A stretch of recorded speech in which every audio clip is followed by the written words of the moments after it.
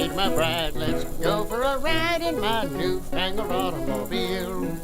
Just where we will go, nobody knows, but it's sure a great way to feel. Behind the wheel of the speed meter steel, it's my newfangled automobile.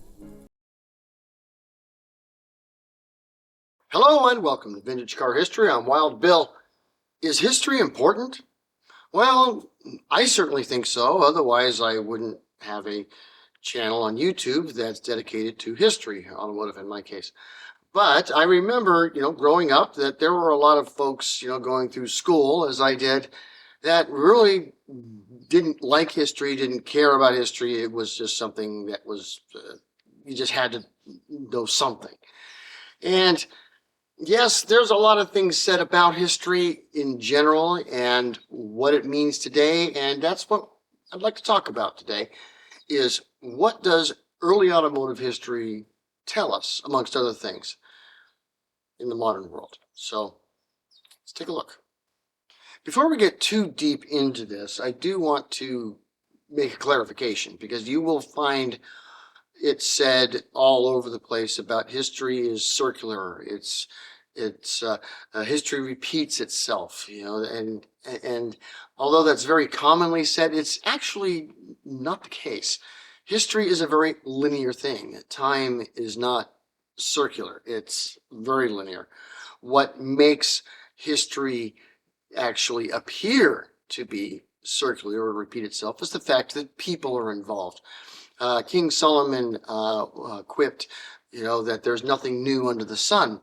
And that's probably the right way to put it, because when it comes to our history, people are involved, people are predictable, and therefore history itself is predictable. So if you know your history, you know the future, because we will keep doing the same things that we always do over and over and over again.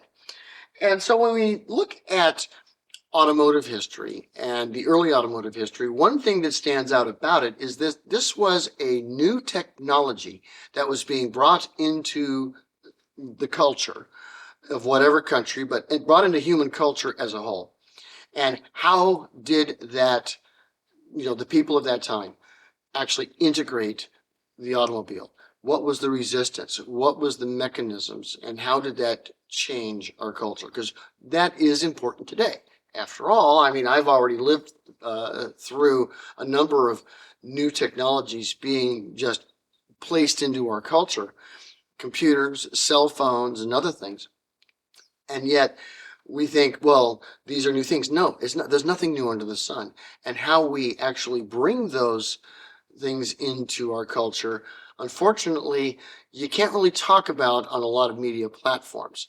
But if you analyze the history behind that principle, you can talk all about it. And unless you're someone that simply doesn't have the ability to think, there are people in the public sphere who are very aptly fit this description, then you can simply look at the past and go, okay, that's what's happened, that's how it was dealt with, and that's what's going to happen unless we do something. So this is a time to put your thinking caps on, folks, because what we have in the early history of the automobile in making it acceptable were a number of things.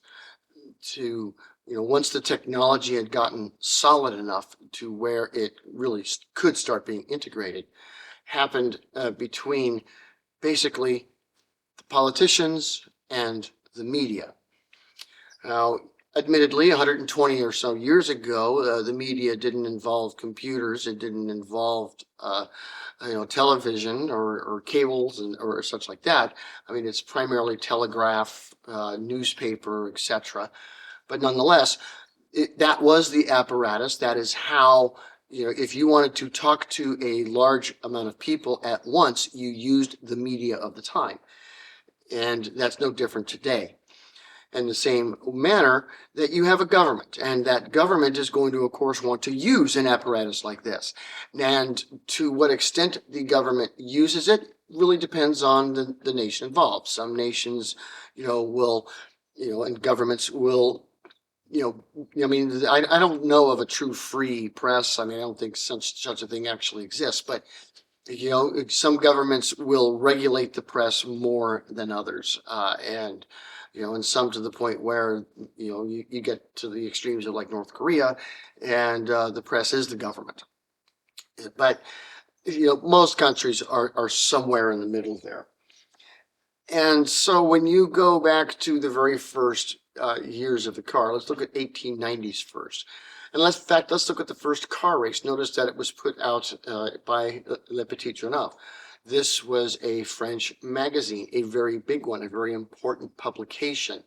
And the media actually began auto racing in that regard.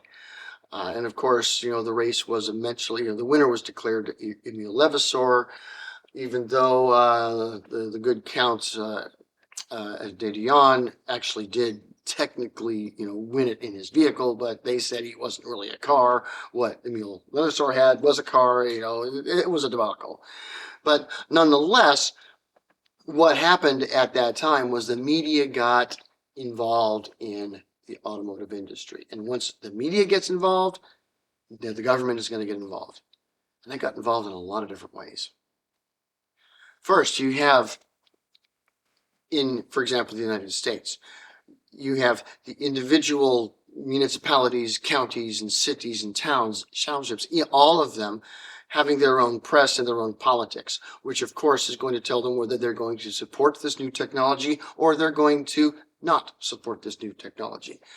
And so the reports in the press were all over the place.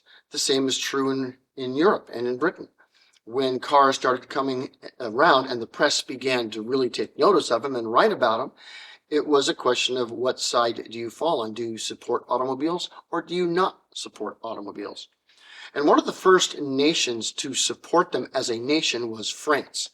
How many times have we heard it said, that Germany was the birthplace of the car, but France was the nursery? Well, it's because the government of France supported the automobile, which is why the media suddenly found it very easy to talk about it. And this is why you have, for example, Camille Dugas comes about in the late 1890s and the 1900s, and really flourishes during the first decade of the 20th century in the French racing and French automotive scene.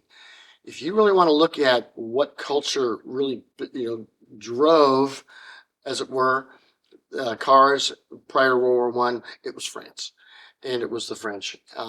Yeah, I know there's a lot of Americans. Yes, I am talking to you, Gary, that just hate the French, but their influence was substantial.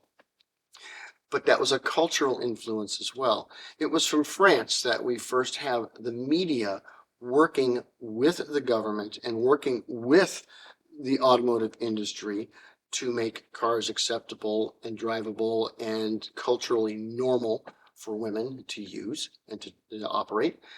That started in France. The idea of automotive safety as being regulated, and again, through the media and through the working of the government, began in France. But then you have to wonder, well, how exactly did they do this? Especially when you talk about letting women drive cars, because when you get to 1900, that was not culturally acceptable. So how do you do that? Well, for that, the media has to bring out scandal and make the whatever's happening scandalous through this new technology. And if it's scandalous, then we need to talk about it as a society. And then the government is going to get involved, and they do through the media. And so it took about 15 years of work in the media and with the governments to make cars perfectly legal for men, women, or whoever alike. But it took scandal to do it.